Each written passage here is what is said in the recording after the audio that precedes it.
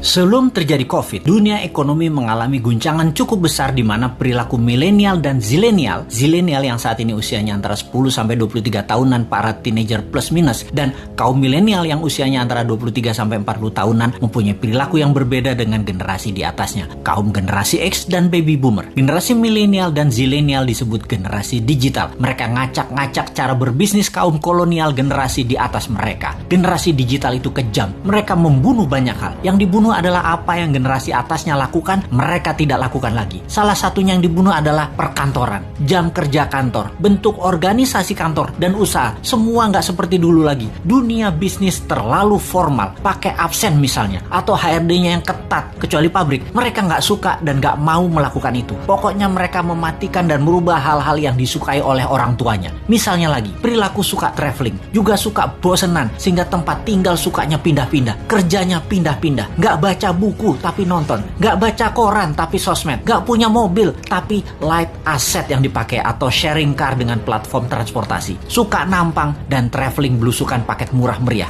Generasi digital juga membunuh media TV karena generasi digital everyone is broadcaster, everyone is reporter. Merek dan brand dibunuh juga oleh generasi digital. Brand itu menjadi less important bagi mereka. Bagi mereka yang penting adalah 3R, yaitu rating, review, dan recommendation. Lalu masuk masa COVID. Mendadak dunia bisnis menjadi harus digital. Tepatnya dipaksa menjadi digital. Dipaksa jualan lewat platform marketplace. Dipaksa jualan lewat iklan di sosmed. Dipaksa menggunakan gadget di tangan bisnisnya. Dunia UKM Indonesia tidak banyak yang siap. Tidak banyak yang paham. Dan dunia bisnis selama pandemi yang tidak janji kapan berakhirnya, kapan herd immunity-nya tercapai, tidak tahu kapan dunia terbebas dan menyelesaikan pandemi ini, maka dunia brick and mortar, dunia bisnis bata dan semen menjadi terancam. Apa saja dunia bata dan semen itu? Seperti gedung sekolah, tempat wisata, hotel, ruko, mall, perkantoran, crowd gather event seperti bioskop, konser, sport event, musik event, MICE, semua menjadi menggantung bisnisnya. Dibuka nggak terlalu untung, ditutup pasti rugi.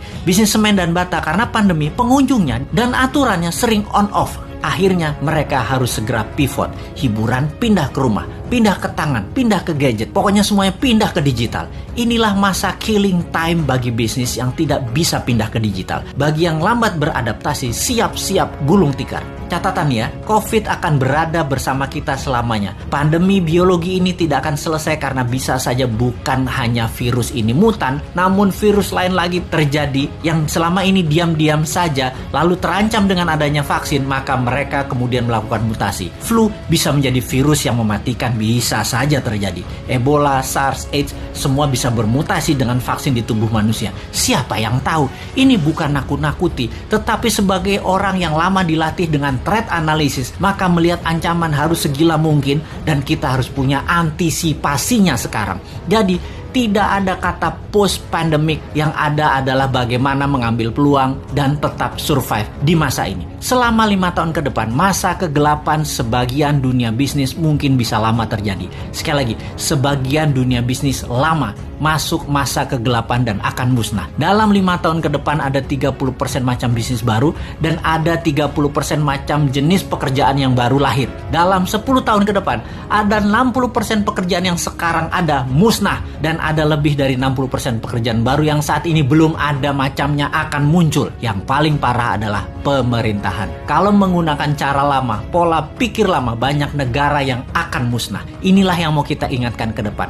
Pastikan calon pemimpin ke depan mengerti apa yang akan terjadi ke depannya nanti. Calon pemimpin ke depan harus punya tim yang solid dan berpengalaman dunia internasional. Calon pemimpin ke depan tidak hanya dia populer, tapi dia paham dan terbukti bisa menjadi pemimpin visioner dan leader yang tegas. Kalau dilihat di etalase saat ini yang akan memimpin ke depannya, masih banyak hal yang harus mereka buktikan. Seperti yang saat ini deh, ternyata di awalnya sangat bagus program kampanyenya, baik incumbent maupun penantangnya. Ketika keduanya bergabung dalam satu wadah, sama COVID aja keok. Sebelum COVID aja sesungguhnya sudah tren turunnya. Tambah COVID, jadi minus. Tambah lagi, kalau perang Tiongkok Amerika jilid 2 terjadi, bengek bernegaranya pasti. Tambah fakta lain lagi, yaitu perang biologi pandemi ini berkepanjangan, kejet-kejet gejala stroke bernegaranya. Belum lagi yang sejak 4 bulan yang lalu kita dengungkan, perang cuaca yang bisa membuat kelangkaan pangan terjadi. Wes ambiar bernegaranya kalau tidak bisa membuat antisipasinya. Jadi kita ngeledek ngeledekin incumbent, kita lanjut ngeledekin oposisi yang tidak memberikan solusinya. Kemudian apa solusinya New Mind? Sabar, sebentar. Ini lagi celingukan kiri kanan ngecek ada agen globalis tukang siomay nggak bawa hati di depan rumah. Gue mau beli dulu.